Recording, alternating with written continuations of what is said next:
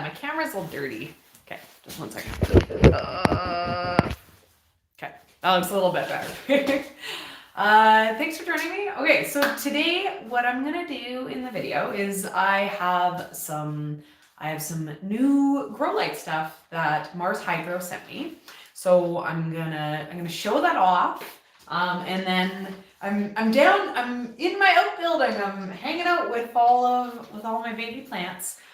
So I was thinking after I show the lights, then we can talk about like, you know, grow lights, or we can talk about like the seedlings, things like that. We can do kind of like a question period, because it won't take too long. But first, okay, I have to grab the light. I'm in my bathroom, and it's like the size of my arms, so the light's quite big, so I just have it out in the hallway. I'm gonna grab it, and I'm gonna be right back. Oh, you coming too, Bo?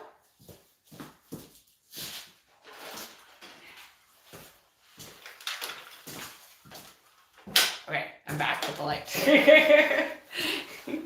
The light was too big to have a spot in here to put it.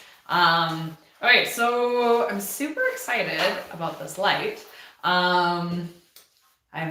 Okay, so this is this really big and fancy full spectrum grow light from Mars Hydro.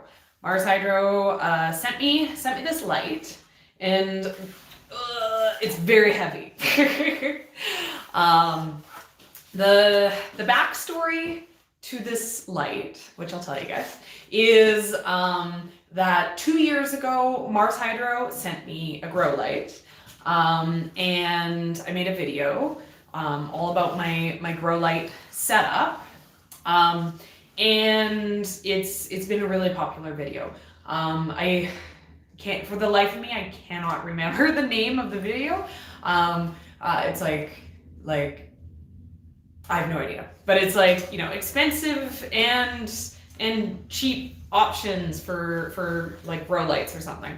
And my Mars Hydro one is the expensive option, because these lights they're very nice. They are full spectrum, so when they're full spectrum, what it means is, so these little like dots on the bottom here are actually light bulbs. These are actually LED light bulbs, which is kind of cool, because this, you know, you don't actually see the LED light bulbs very much, because they're usually kind of, you know, they're closed in. But so each one of these like tiny little spots is like, you know, a light bulb in a light fixture. And you can kind of see now that I hold it up a little bit closer. You know, and I don't want to plug this in because these lights are really bright, so they're hard to be around. You know, they're not bad when I have them in the rack pointing down, but I don't like having it and shining it and like shining them into my eyes because they're just too bright. But yeah, so these little things, some of them are white light, and then some of them are blue light, and some of them are red light, I think.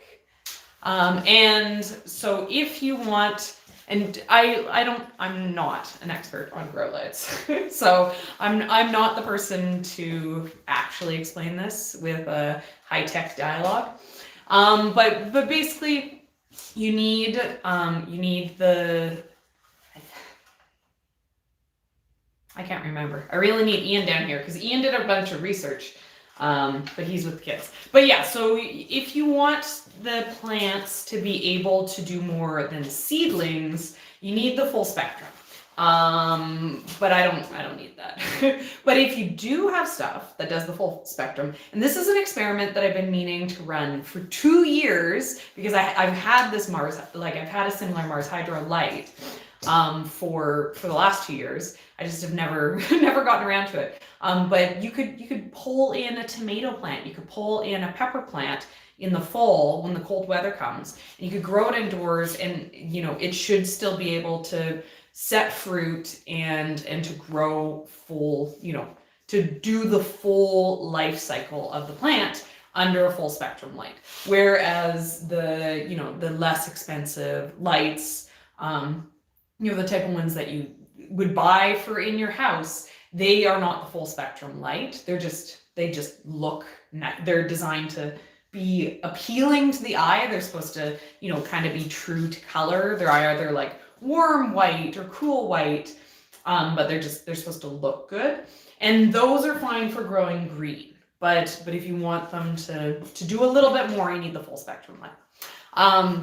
So that's like one of the fun things about these. And then the amount of LEDs, the amount of light that these like pump out is crazy. So I'm a little unorganized about what I'm going to talk about. And partially because this thing is so heavy, it's distracting. Okay, so this light here is the SP3000. And so I have links down in the description of this video. And the SP3000 is $360 American on the website. I went and checked that out. And then the light spread that it does so you could hang this up. So, very heavy. So these lights, it comes with like a hanging set. It comes with like the little hooks to be able to hang it up and hang the light. And if you do, I'm like, I can't even, the light is just under 4 feet long. I'm trying to show you. There, I have it in the shot. It's under 4 feet long. So you can put this onto a rack. Oh, you know what? Maybe I should do that. Okay, so you put this. That's a lot better. They weigh like 15, 20 pounds, and then they're like awkward. So you put it onto the light, and then you can use it. I'll use it, and it'll like totally cover this kind of space. And this is like a lot of light. You could even. What I've also done with these lights, which is, I think, a little bit more of what they're intended for, is I've needed to cover more space. So these lights that I have, these are just like a cheap LED. They have a spread. They'll like spread out and they'll cover the tray. You can kind of see I have like my tray on the angle like this, and that's because I can't have the tray like this, because the way the light spreads out, it doesn't give enough light for the edges. But with the Mars Hydro light, it actually has a really good spread. So if I had it like this, safely have it out going wide on the rack with just the single light. And then the other thing that I like to do with my other Mars Hydro light, which I'm gonna go grab.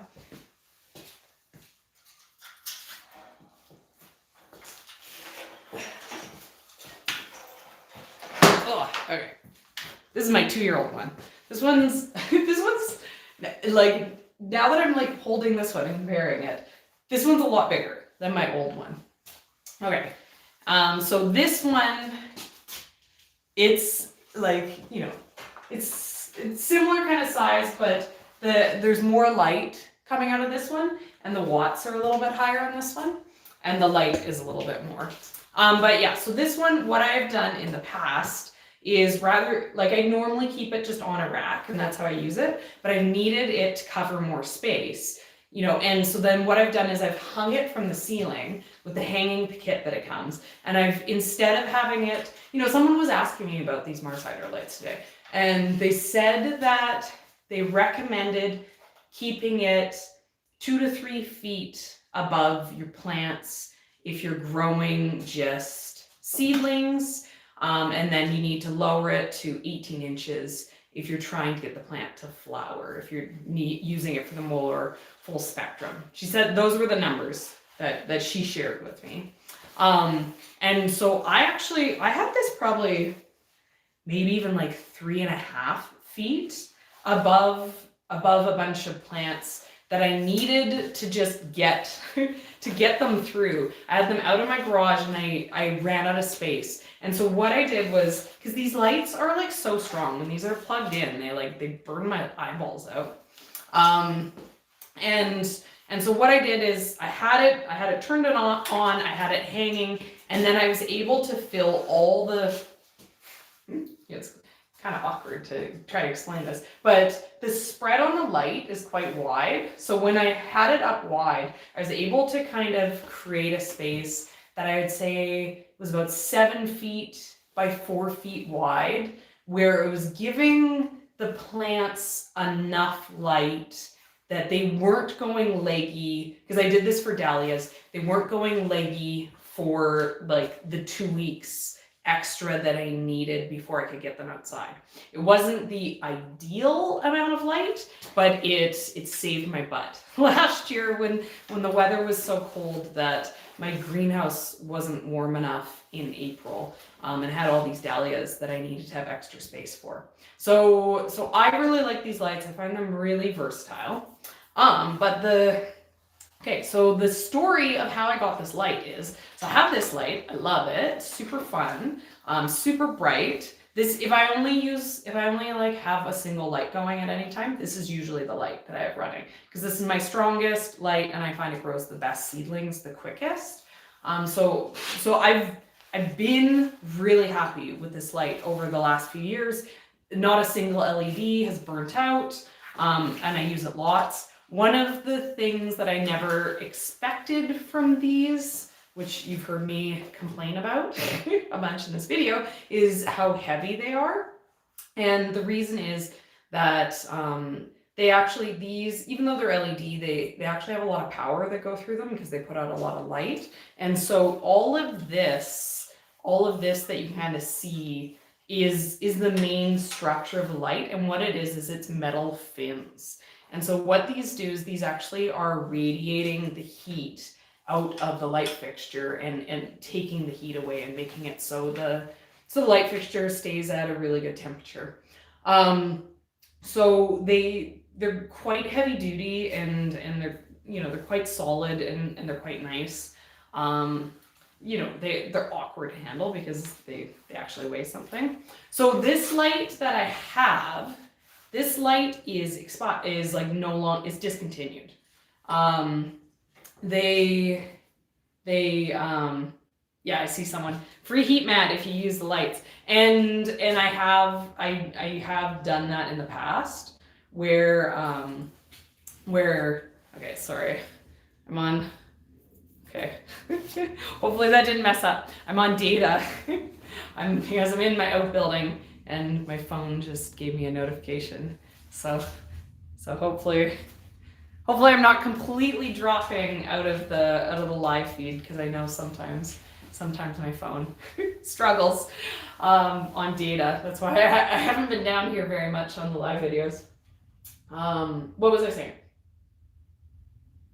Okay, so this is the SP250, and this is discontinued. They don't have this light anymore.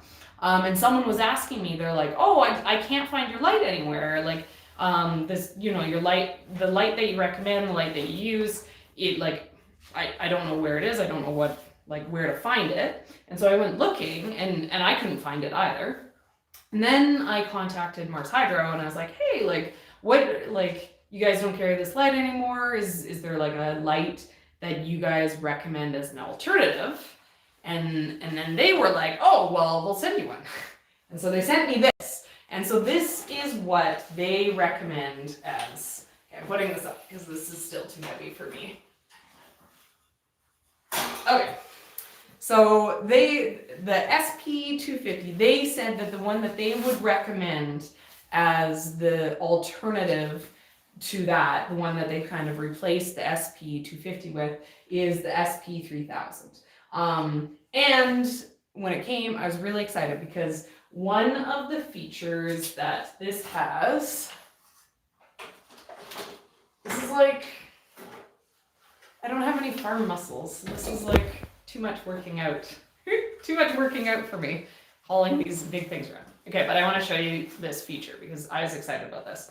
So one of the things that I've struggled with a little bit with my old Mars Hydro light is sometimes it gets too bright. It's just a little bit too bright, and it, like, I quite often use it on a shelf, right? So I have it sitting on the shelf above, but as my plants get taller, they're getting closer to the light, they're getting a lot of light. And they get too close to the light and it gets to be too much light, and I've had them burn a little bit. It hasn't been an issue for the seedlings. They haven't actually shown any like transplant shock. Like if they got burnt with the sun, they look less aesthetically pleasing. But this light, this comes with a dimmer on it. So you can actually adjust how much light the light is putting out. So if, with using this light for this coming season, if the thing was happening again where it was just a little bit too much light, I can dim it down. I don't have to use it as 100%.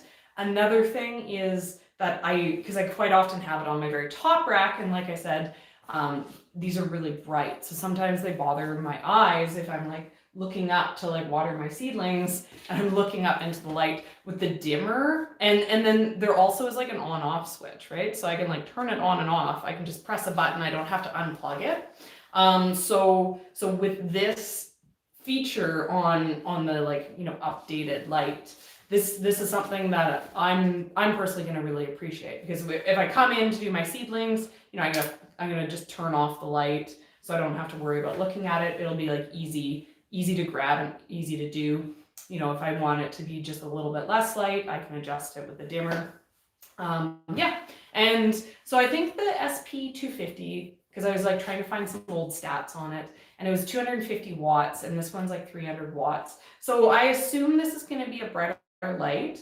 I plugged them in to like look at them. I can't really show you guys on the camera because the camera doesn't pick up on this kind of stuff, but I plugged them in to look at them to try to do a comparison of how bright they are, and they both just like burn my eyeballs out and I didn't want to look at them.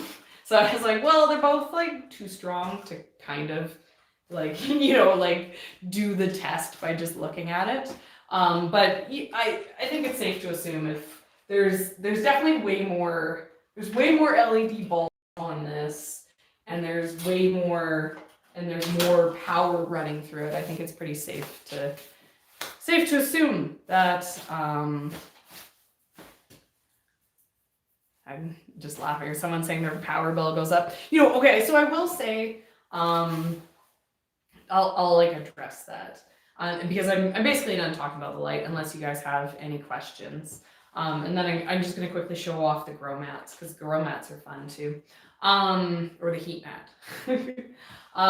So we plug in a lot of lights for this time of year. Most, like, our racks have like 10 lights each on them, and I'm running usually three racks. This year I think we're gonna have like 4 racks of lights. And I don't notice a huge jump in my power bill.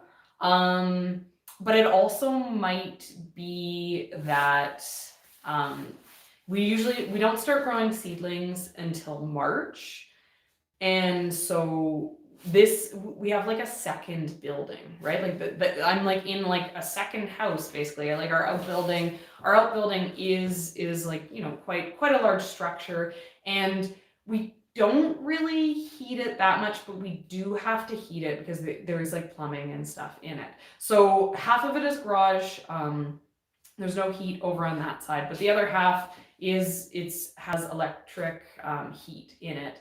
And so we keep it at like 10 degrees. So like nothing's going to be freezing. And having it 10 degrees in this side keeps the other side, the unheated half, warm enough that it doesn't freeze too. So for us here, January, February are like very cold months. They're very expensive power months. So we usually see like a big dip in the power cost when we go into March, because it starts to warm up a little bit. So like, I feel like even with like 3 racks, like 20 lights running, and I do have a few of these like bigger power draw lights. Even having those lights going like all the time, I feel like the power usage is like the equivalent of me heating this bathroom. Like it's they do use power, and I'm specifically very lucky when it comes to power, because where we live in British Columbia, most of our power is hydroelectric power. So in British Columbia, we do have pretty affordable power rates, because we don't have to worry about usage. There's just, oh, BC needs more power, just let more water run through the river. We have a good power. Our system makes it so that our power rates don't fluctuate very much. Whereas I know like other people, like the cost of electrical is really expensive. But yeah, for me, the cost of it is not prohibitive at all to grow the seedlings. If anything, I'd say the cost of like potting soil, the cost of potting soil and the cost of, like the fertilizers, like the amendments and the things that I use to grow them is probably more than the cost of the power for the lights, for me. But yeah, so I don't find the cost of the power that too bad, but you depending on where you are, depending on your system, you'll definitely see stuff. Okay, so I'm gonna show off the heat mat because I'm really excited about this. And then after that, then I'll go into questions. My plan is I'm going to do questions like with you guys because I have you on a tripod. But then at the end, before I go, I'll pop the camera off the tripod, and then I'll give you guys a tour. I'll show you all my seedlings, because some of like, look how big these are looking. Leo's down here today, and she's like, "What? Those are so big. They're almost too big." But yeah, I'll show off all this stuff because I have a video going out tomorrow. I finished editing it up today. And like it's scheduled, it's going to go out tomorrow morning. But it's basically, we're a little bit behind on editing because it takes some time to edit. So the video that you guys, if you go watch it tomorrow, the video is going to be me starting all this stuff. Because this stuff is about 2 weeks old. So, it'll be kind of fun to be able to see, to see how it looks if you plan on going and watching the video. Because, it's fun. It's fun to actually see some green stuff going. Okay, so the other thing that Mars Hydro sent to me, which I'm all stoked about, is a heat mat. So this is a new product for them, and they come in 2 sizes. But I got them to send me the small one because I have a large one. So the small one is the size that, I don't have any of the 1020 trays. Okay, 1 second. We need another prop.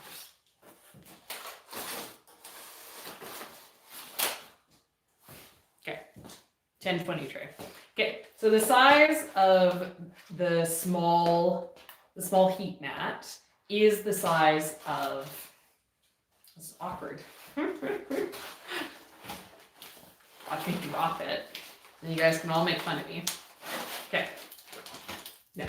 So the size of the small heat mat is the size of one 1020 tray, right? So the idea is like you have the one tray and you have the heat mat, and it's the perfect size to be able, yeah, disaster totally. It's the perfect size to be able to stick it underneath the tray, do a single tray.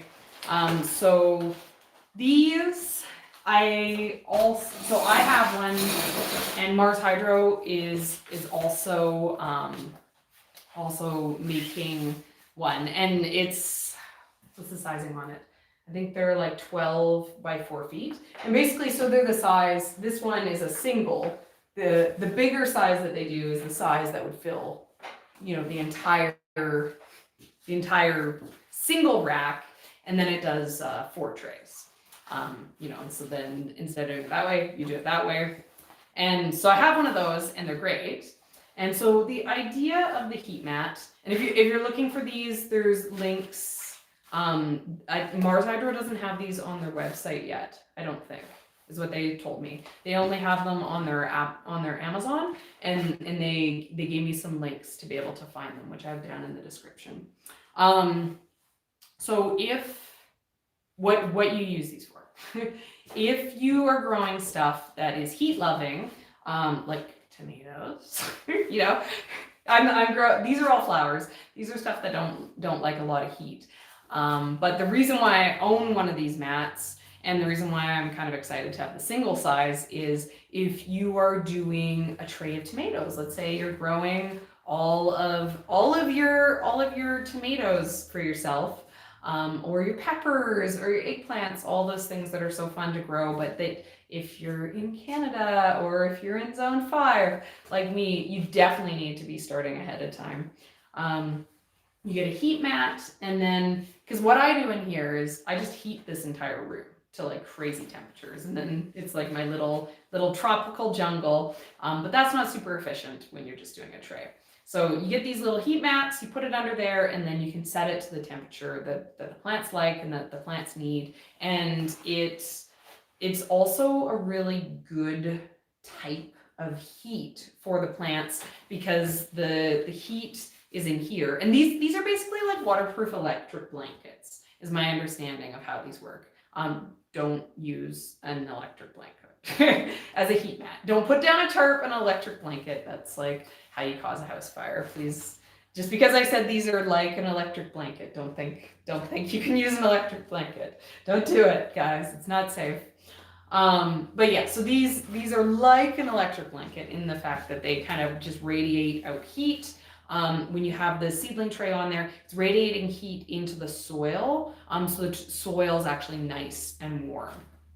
So it's a really good type of heat, as opposed to like heat hitting in from the top. Plants, they really like the roots warm, like plants like tomatoes and peppers and eggplants. So this type of heat really helps them grow. Yeah, so no matter what size you get, it just kind of depends on your system, but they all work the same, and they're all nice. And I like this. The one that I have is a lot more brittle, whereas the Mars Hydro one it's a lot more flexible. And mine, because it's brittle, it kind of like rolls up on the sides and it doesn't sit flat. This feels, I just took this out of the box, so it's a little curled up, but it has like a nice, like kind of flexible weight to it. So I think this will sit flat nicely. And then I'm super excited about this, because my other heat mat doesn't have this, and you can use this no matter what you're using it for, because you just plug it in. This is a thermostat for the heat mat, because like I said, they're like an electric blanket. They just produce heat. If you want to control what level of heat they produce, which you want to do, because each type of plant, each type of seed has a specific temperature that they prefer, and if it gets too hot, tomatoes, they kind of like 80. If it gets to be 100, things might not germinate, right? So it is nice to be able to control the temperature on those heat mats. And so this is a thermostat. So what you do is you plug the thermostat into the wall. There's the spot to plug the heat mat in, and then there's like a temperature gauge on it. I'm assuming this. Oh yeah, there we go. Then there's like the little temperature gauge. That's like this little metal thing. So you'll have it on the mat, and then you set it to whatever temperature you want it at. So the temperature gauge is actually, this is reading real time what the temperature is. It's telling this box, hey, it's too hot, hey, it's too cold, and then it's adjusting the flow of the power into your heat mat to be able to control the temperature. So I think they sent this with the heat mat, but I think that they sell these separately too. So if you have a heat mat, that this is kind of a nice little tool, because I don't have one of these, because when I bought my heat mat, they didn't have they didn't have these available at the store. So very happy to see that this was in the box. This is gonna get a lot of use. You know, and I like that small mat too. You know, it'll be nice for me to be able to kind of be able to have a spot that could be just one temperature. You know, I could have a spot that's really warm. The rest of the room doesn't have to be as warm. You know, they're good tools to have on hand. Okay, so I'm really excited. Thank you very much, Mars Hydro, for sending me all these gifts. My plan is I'm also going to be doing a little bit of an update on my grow light video that I made. Because I just have, it's 2 years old. I've done a little bit more growing now. It's been 2 years. So I have a little bit, there's a few things that I would change, I would say, in like my grow system. You know, there's some tricks that I've learned with some stuff, you know, and like, because I have so much stuff, some of my issues are like about power flow and things like that. You know, and I've been, the more I've had the Mars Hydro Light, the more ways I've kind of found to use it. I found it to be really versatile. So, you know, I thought that would maybe be interesting. So I'm going to be working on that video probably, but it's probably going to take me like 2 weeks because I just got these lights and we got a big backlog. We got a big backlog of video stuff. Okay, so like I have a hard time looking at the questions at all. I don't know if you guys were okay, I see a question here. So I'll do questions now. If you can put them in bold, then it's easier for me to see them. But I see Pedal Pusher Farm is saying, are you right on schedule with growing your seedlings compared to previous years? And that's a great question because it's coming up to March is sneaking up on me, and March is the crazy, that's go time here. So normally I don't have any seedlings right now. And I have a whole rack. This rack is actually full. You just can't see it because the rest of them are down lower. But and then all these, look at these beauties. Aren't those looking great?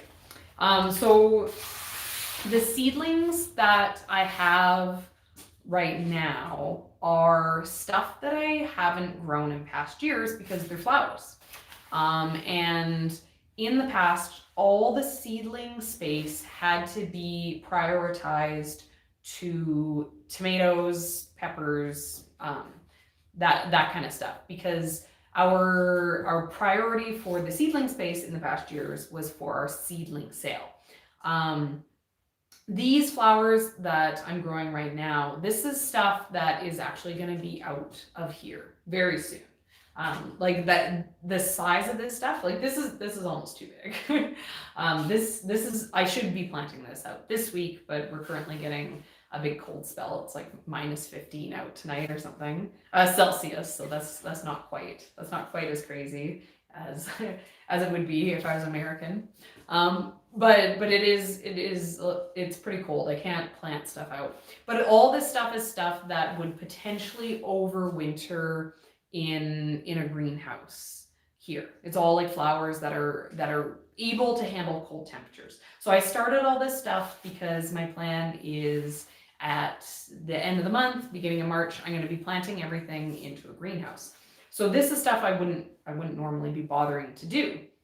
And then it's going to get empty out. And then in past years, beginning of March is when I start my peppers, and I start peppers then because that is 8 weeks before kind of, oh, thanks so much, Jennifer. Super excited about the new adventures you'll have this year. Me too. I'm you know, it's starting to seem more real now, the season, right? It never seems real, the new year, until we get kind of into when spring seems like it's actually going to happen.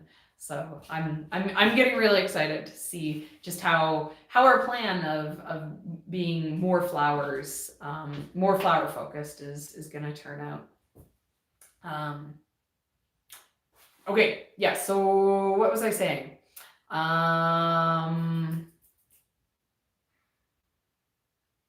Okay, that's a good question. I'll get to that after. Okay, so beginning of March, peppers. Peppers grow a lot slower than tomatoes. Tomatoes are actually really fast growing plants. So I start peppers 8 weeks before my last frost. So beginning of March is when I do peppers. And then, so normally I'd have nothing right now. You know, I'd be kind of preparing for doing peppers.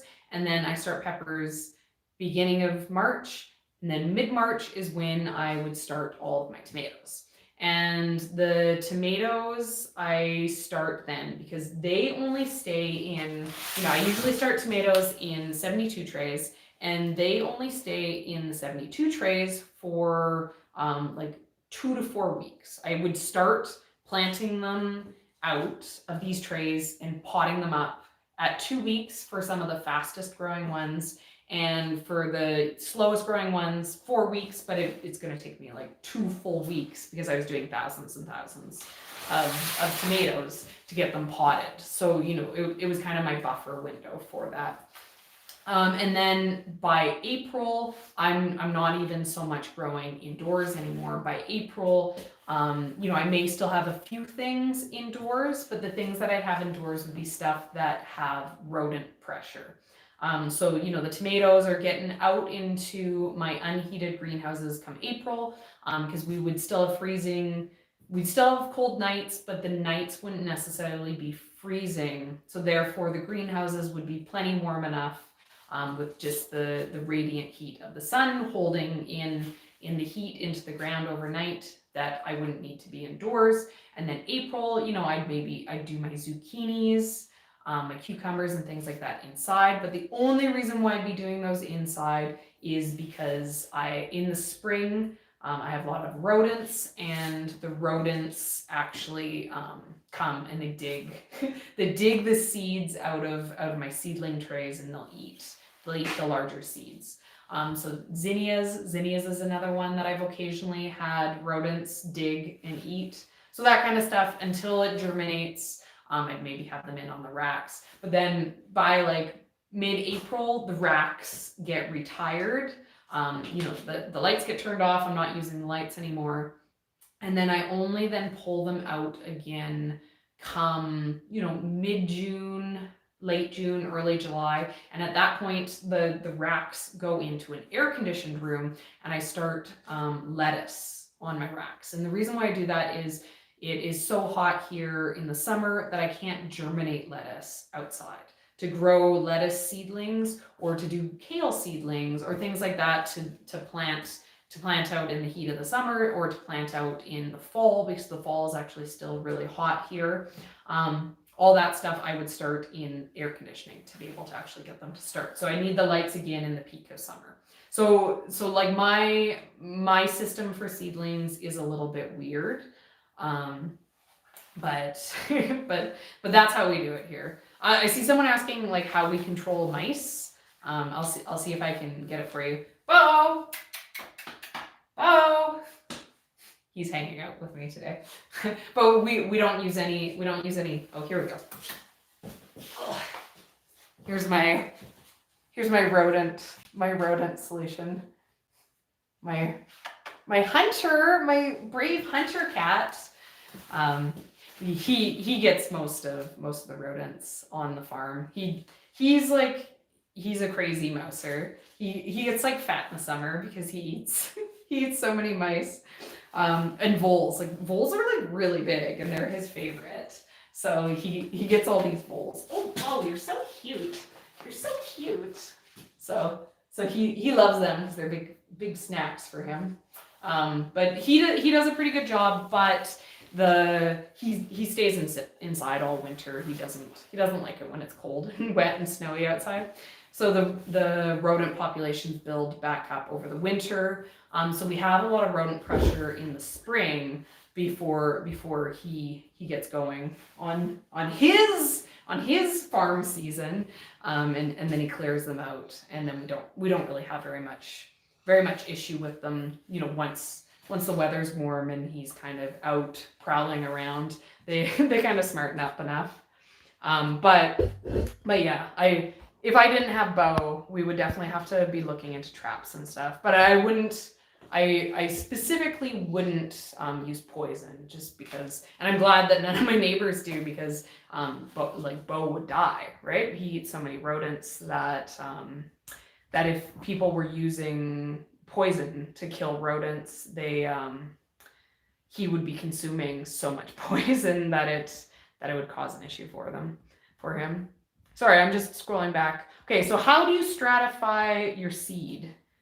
So this is a good question, because I need to do some stratifying this year. And so I've been thinking about this. And so I think what I would do, right? Because right now it's like freezing outside. So I would do up a tray with seeds. Like I'd do a seedling tray, the same as if I was then going to pop it on the heat mat to get them to germinate if they were heat loving. I'd put the seeds in, I'd water it, I'd get it all ready, and then I would take this tray and I would stick it outside. And I would find a spot outside where it's not going to get a lot of water on it, because I'd water it before putting it out, because the seeds also during the stratification period they need like the moisture too. So I'd put it in a spot where the tray's not going to get flooded. And if you have like rodents or things that you have to worry about digging around in the tray, maybe I'd cover it too. Yeah, so I'd put it outside, and I'd probably leave it outside for a week. Some things need more stratification than others. Some things, need like a few weeks. And that kind of stuff. I'd probably do up the seedling trays. You could maybe even do the seedling trays in December, in January, whenever you have time. I'd lightly water them, and then I'd probably throw them in my garage. Or if you like have a spot that gets close to freezing, or even could freeze. It doesn't matter if they freeze. If they need to be cold stratified, it means they need to grow like what they grow in nature, which is the seeds drop on the ground. They spend the winter underneath the snow. They freeze, and then they germinate when the snow melts off. But yeah, I'd just do them up, and then I'd kind of forget about them and put myself a post-it note to be like, hey, remember, go grab those out whenever it is you want them to be started. So stratification is a process that some seeds need to go through to germinate, and what it means is they need to basically go through like a freeze-thaw cycle. So they kind of need freeze-thaw, freeze-thaw, freeze-thaw, and what it does is it weakens the shell or the casing that the seed is in, and then it makes it so that the stuff that grows inside of the seed is able to get out of the seed better. So lots of things that say they need like cold stratification. If you tried to germinate it without doing the cold stratification process, you'd find that the germination would be really poor on it. Like it would be like, oh, like there's something wrong with my seed. None of my seeds germinated. Whereas you do this, which seems like neglect. And then you'd have really good success. It'd be like, oh, well, no, I did this and 80% of the seeds germinated. Usually, like depending on like if you have a good seed company, it'll like have notes about that on the information that they share about the stuff. But if my go-to resource, I don't like, it doesn't matter where I buy my seeds from. I get all of my info from Johnny's Seeds. Because I just go on Johnny's and then I read the notes that they have online, because they have such great growing notes. And so if you do that, if there's anything, in general, veggies are really easy to grow. There's not very many veggies that you're like, oh, like I need to do this cold stratification. You know, it's kind of like, oh, do they need 70 degrees or do they need 80 degrees? Like that's as tricky as it gets with veggies. Where the flowers start to be more fussy. So cold stratification isn't something I've had to really think about very much. Growing mostly veggies, it's a little bit more of an issue with the flowers. And cold stratification isn't an issue if you're direct seeding, right? Because if you're direct seeding, cold stratification is just planting them at the right time. And you know, like even some of the stuff that needs to be cold stratified, I think if you like planted it as soon as your snow melted, you'd still be 100% fine. You know, it'd be kind of like, yeah, it's like still, you know, it's still going to be going through the temperature fluctuations. You know, I think you know, the one thing that I love growing seedlings because it's, you know, it's really nice to have something green. It's nice to have something to do at this time of year. You know, if you're like me and your only hobby is gardening and you're like, it's been so long since I've done my hobby and I've spent all of my money and I can't spend any more money. So I'm like, what can I do next?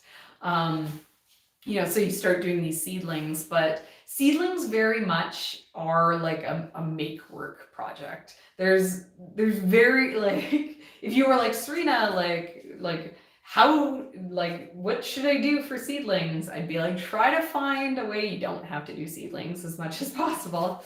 You know, like a ton of the stuff that I have on this rack here is stuff that I'm growing on this rack because I should have planted it into my greenhouse in the fall and I was just unorganized. Like I should have, like literally, instead of putting it into seedlings and having to come out here and water it every day and take care of it, I should have just like sprinkled seeds in my greenhouse, and it would have been like so much less work with probably the exact same results. You know, so there's so many ways that you don't need to do seedlings. You know, and there are like specific obstacles where maybe choosing to do a seedling is going to be the more simple solution. You know, and a good example is what I was saying about the rodents with the cucumbers and the squash. Because this is a common one. Or other people have sunflowers. Sunflowers is an issue. The birds come, the birds eat all their sunflowers. I do, so when I was saying that I grow seedlings in like the cucumber and the zucchini seedlings inside, because the rodents eat my seeds. I didn't mean that I grow my cucumbers and my zucchinis inside. That's just like seedling sale stuff. For my cucumbers and my seedlings, or my zucchinis, I put seeds directly into the ground. And I don't have issues with rodents for that. You know, it's the same. I can direct seed sunflowers at the same time that I have issues with rodents eating my seedling, eating the seeds out of my seedling trays. And the reason is there's so much food for them to eat outside, right? There's so much food. They're not going to come and dig through every little tiny spot in my like full-size farm just to find a seed that's worth their time. But when I have like a smorgasbord laid out for them in seedlings inside my nice, warm, beautiful like tunnel where they want to hang out too, you know, it's very easy and it's very obvious for them to find the things that you want. So you know, so sometimes just like trying things in different ways can make it so you don't have to do seedlings, just because, you know, the seedlings, it's a lot of work, right? You have to like buy all this equipment, you have to like do all this work, you have to come and take care of them every day, you can't go on vacation.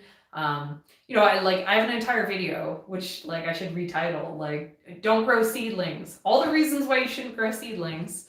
But it's basically like my list of the things you need to do to successfully grow seedlings. And the list is basically like have the right equipment, you know, like give it all of your time. You have to give it like so much attention, right? Like even at this point, I can't leave my seedlings for more than 36 hours without them dying. 36 hours is like my window. And the only reason why I have a 36-hour window instead of a 24-hour window, because my normal window is like 24 hours or they all die, is because this room isn't warm. Because these are not seedlings that need hot temperatures. For seedlings that need the warmer temperatures, like the tomatoes, that means that the soil dries out faster. And so, if I wanted to go away for a weekend, they're fussier than having like a dog, right? They need a lot of work. But yeah, okay, let's see. Was there? I didn't really see any other questions. I'm gonna try to keep this to a minimum because we're coming up on an hour here.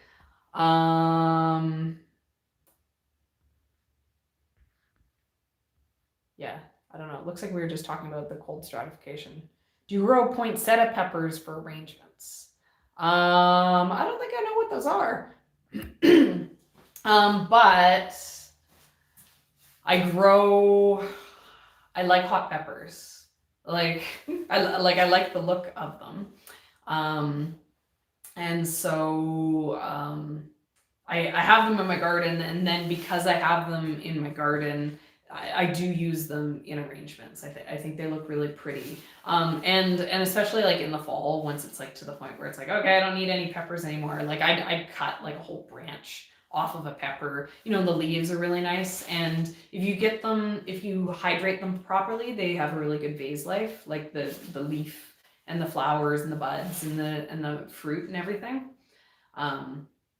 Yeah, so peppers do definitely make a good one. And at the end of the year this year, all my hot pepper plants that were left in the garden, I cut them at the base, and I still have them hanging up, so I have them to be able to use for dried arrangements. And I really like the look of the little peppers. And I'm excited. I think last week I did the unboxing of the free seeds that West Coast Seeds sent me, and there is Bajito, I don't know if I'm saying that right, but they're these like tiny little red ones, and I think that those will be a really pretty decorative. So I'm thinking I might try those ones out as a decorative. See someone talking about Bells of Ireland. I'm jealous about Bells of Ireland too. That was like the one thing that I wanted seeds for Bells of Ireland, because you need to start them early. They like the cool weather, and that was like the one seed that I couldn't find. But I have a friend. We're supposed to do a trade. Here, I'll show this off. She has like Bells of Ireland seed, and she said she'll get me some. And I was like, well, and she was like, but do you have any eucalyptus? So I found us some eucalyptus. And this is all eucalyptus that I have started for the two of us to split. So they're tiny. Look at these ones though. Isn't this like crazy? These are my cardoons. So they're in like an artichoke type thing, but they look so lush. I was showing Leah all my seedlings, and she was like, "What is that? Is that like a tray of slugs?" Because it doesn't even look like plants. Okay, any more questions? Oh, no, don't worry, guys. I can carry the trays around. I just maybe can't carry them around too well with only one hand. Okay, so what I'm gonna do is I'm gonna pop the camera off, and then I'm gonna show you guys what I got going. And if there's any more questions, you guys can ask it while I'm showing off the seedlings. Oh, lights just turned off.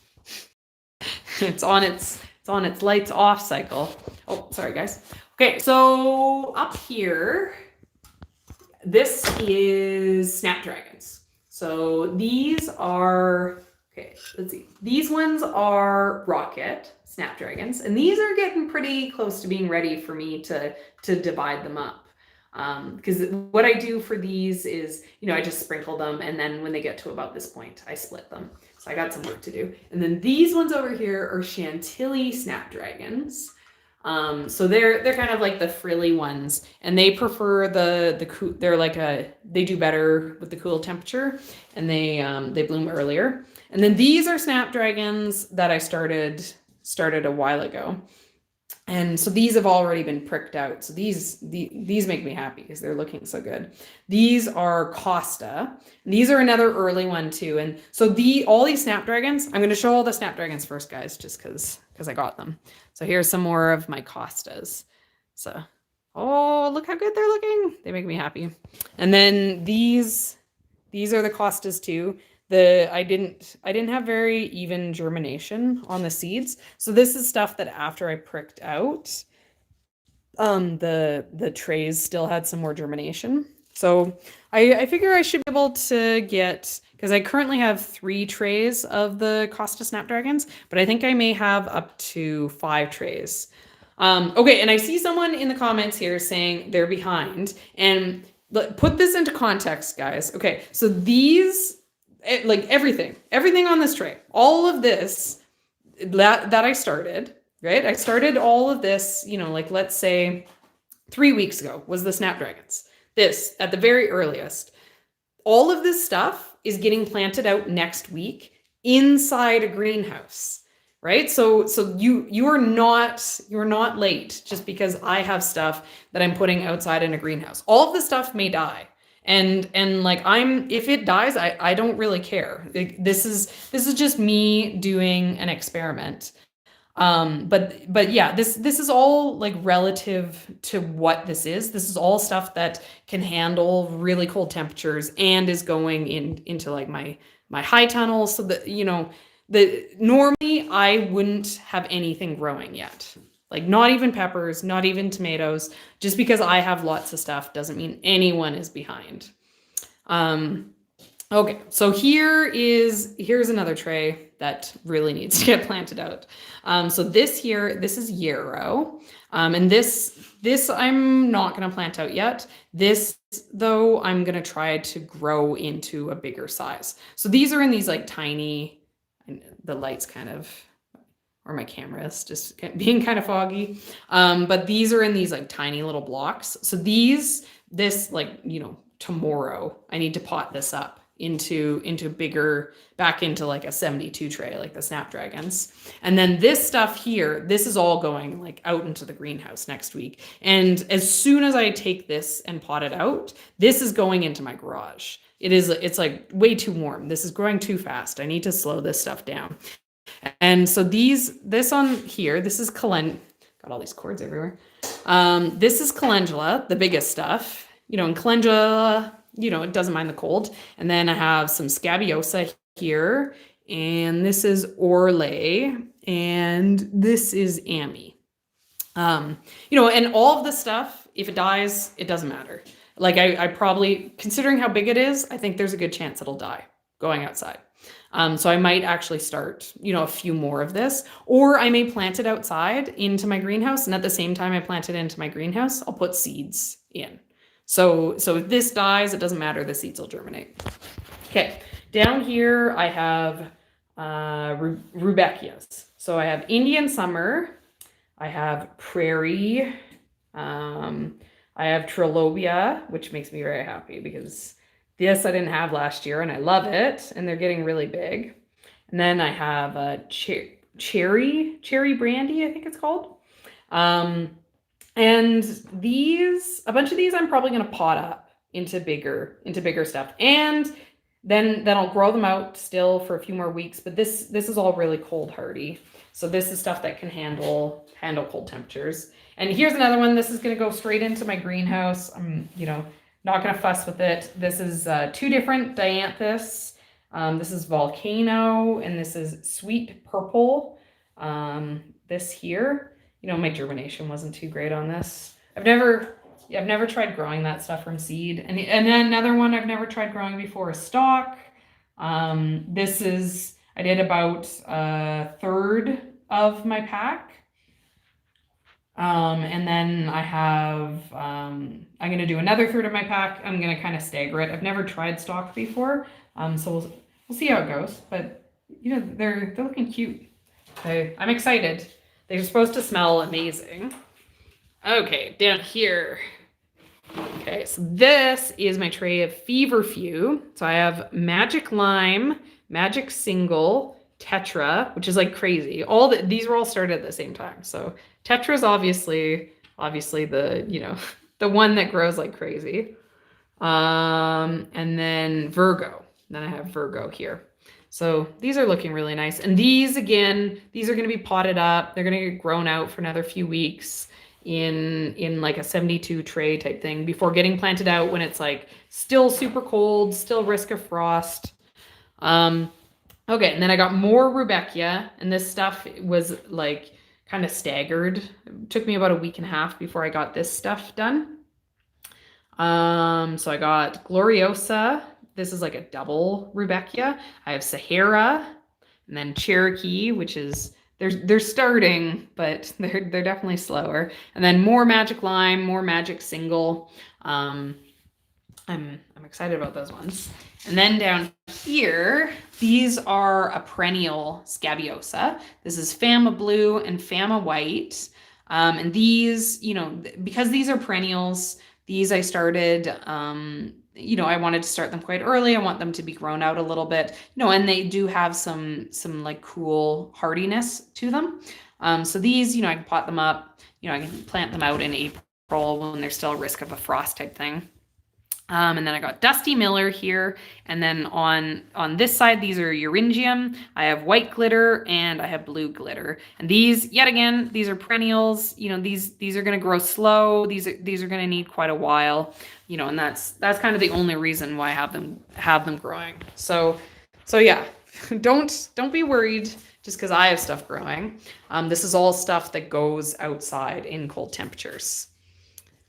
So how many hours do I leave the lights on for? So let's see, these lights, which are like nicer, these I use for 18 hours.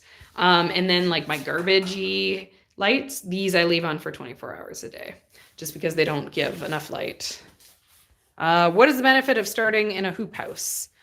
So the benefit of starting in a hoop house is if you are still going to get frost, it's protected from the frost because let's see. Okay, so this is the hoop house, right? When frost comes, frost like settles down. So if you have the hoop house covering all your plants, the frost is going to settle on the hoop. It's not going to settle down on the plants.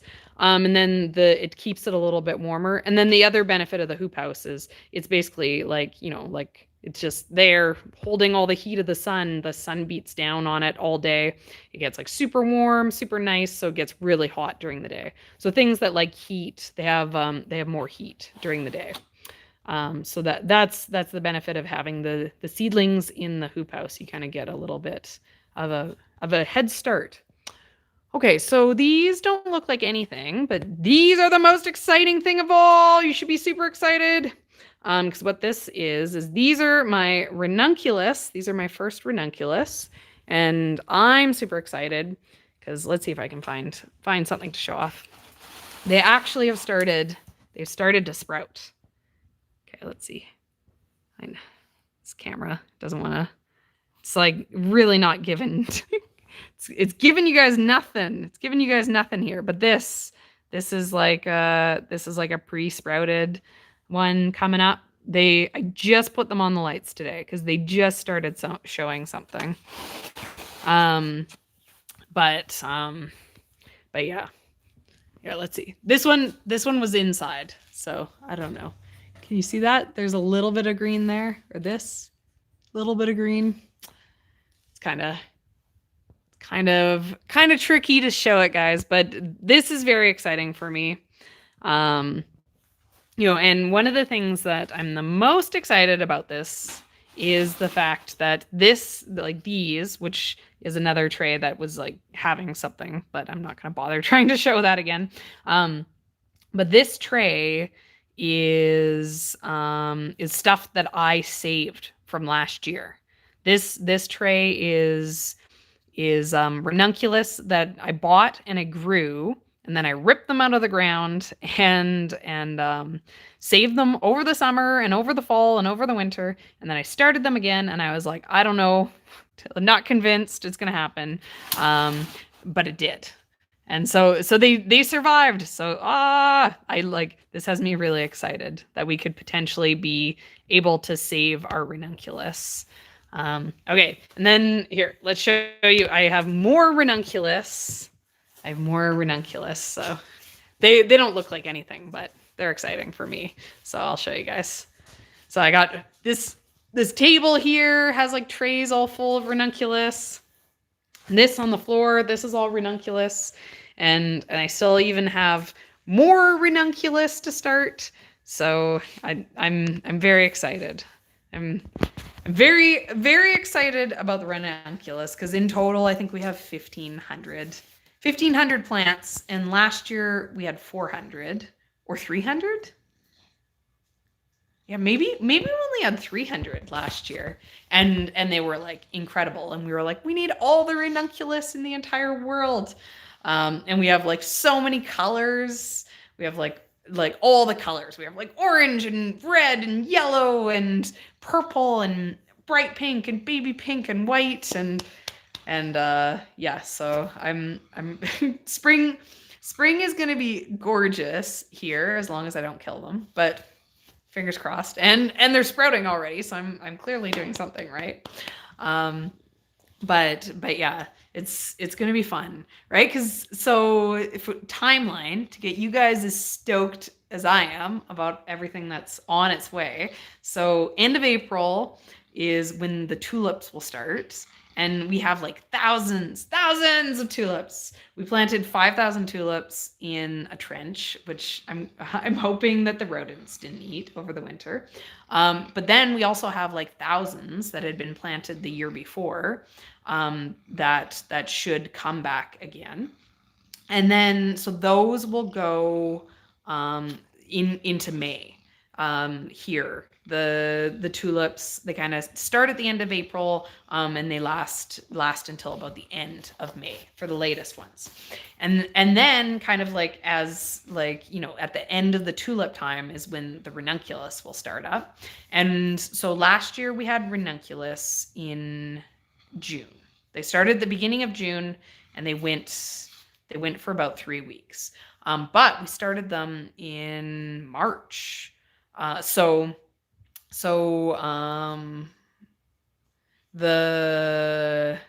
I'll answer that after. So we started them in March, and this year I started, so those ranunculus that I showed you guys, it's been about just like probably 2.5 weeks at this point since I started them. So like pretty much beginning of February then. So, you know, that means I could potentially have ranunculus in the beginning of May if the timing works out similar to what I had last year. So that'll be super exciting if we could have, you know, up to 2 months of ranunculus, if we had May and June ranunculus. And Ian and I also put in an order for shade cloth so that we'll be able to have shade cloth to cover the ranunculus with, to help them get a little bit longer in the season, because we have like a scrap of shade cloth that like we were gifted, and we had covered our ranunculus last year, and it did help, but if we would have covered them earlier, I think it would have made a difference. So, you know, I'm really excited to see what we can do with the ranunculus. But you know, like after the ranunculus, it's gonna be full on, right? There's gonna be because we have so many of these cold weather things that we're starting. It's gonna be into the yarrows and into the feverfews and into the rudbeckias and all these beautiful things that we have going. So am I? I don't know if Bo thinks I'm like talking at him. He's like, you're here by yourself, so you clearly have been yelling at me for the last hour. It means you must need attention.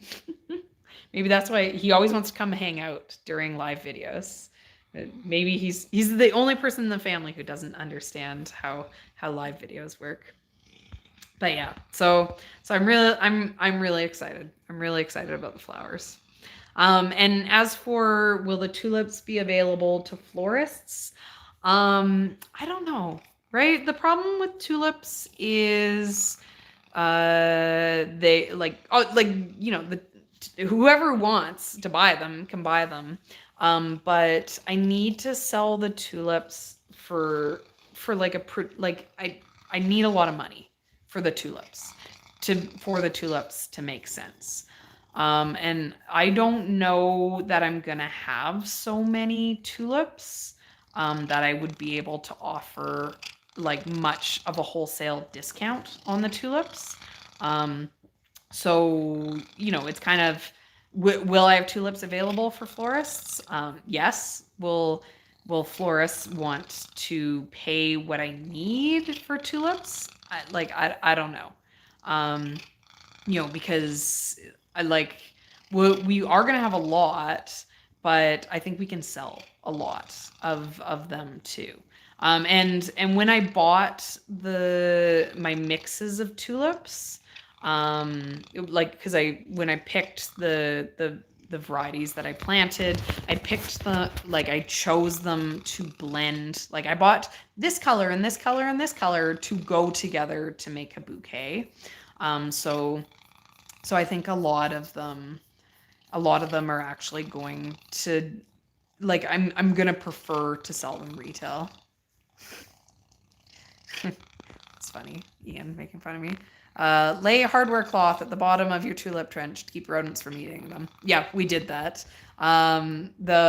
We didn't put it on the top because we don't normally have rodents. Like hardware cloth is expensive. And so it would have been twice as expensive. We don't normally have rodents dig down, they tunnel across. So we did do hardware cloth on the bottom to stop them from tunneling underneath.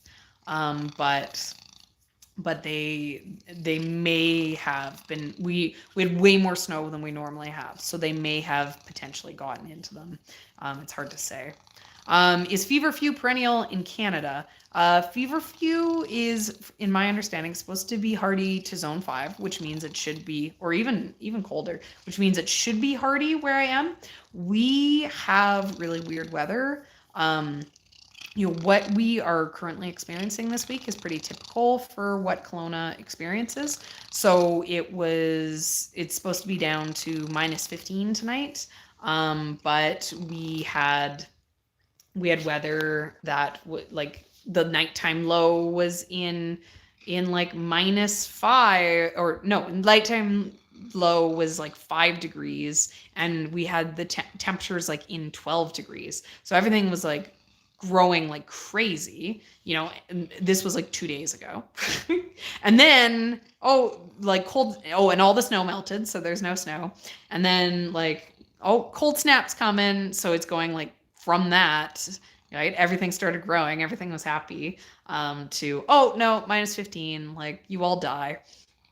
So there's a lot of these plants that, in theory should be fine for a zone, but they can't handle these kind of cold, warm periods followed by cold periods. They can handle the cold, but they can only handle the cold if they're underneath snow. So in general, feverfew can overwinter here, but I would never trust it to overwinter here. I would always, this time every year, I would prefer to be growing seedlings, to be planting out in April, than to be trusting that I'm going to have feverfew that was overwintered, unless I was growing it in a tunnel. If it's in a tunnel, then I can trust it because it's just that little bit warmer.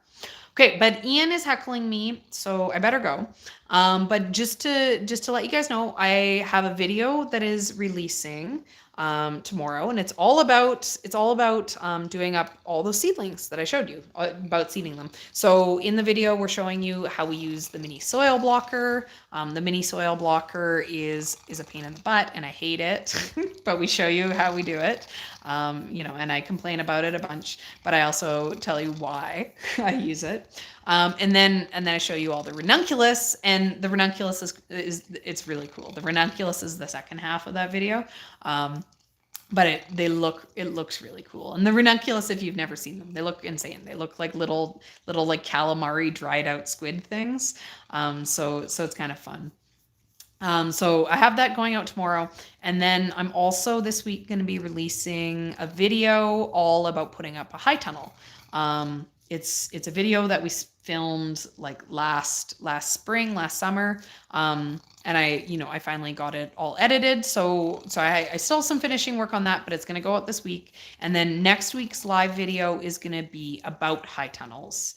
And I'm probably gonna do like a questions ahead of time type one, and we'll try to keep it'll be just questions, but we'll keep it kind of a little bit focused to talking about the high tunnels.